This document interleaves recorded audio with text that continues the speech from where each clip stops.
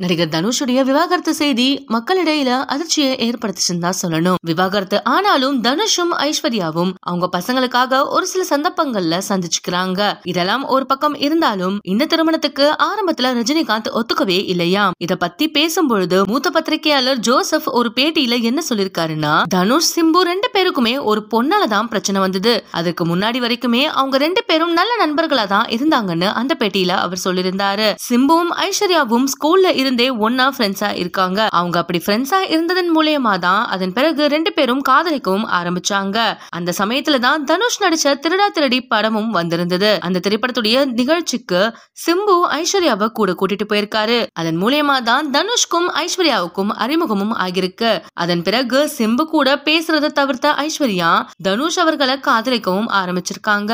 இந்த நிலையில தான் தனுஷ்கும் சிம்புவுக்கும் ஐஸ்வர்யாவால பிரச்சனையும் வந்திருக்கு. இதை தொடர்ந்து சிம்பு அவங்களுடைய அம்மா கூட பேசின சில ஆடியோக்களும் அந்த சமயத்துல வெளியாகி இருந்தது.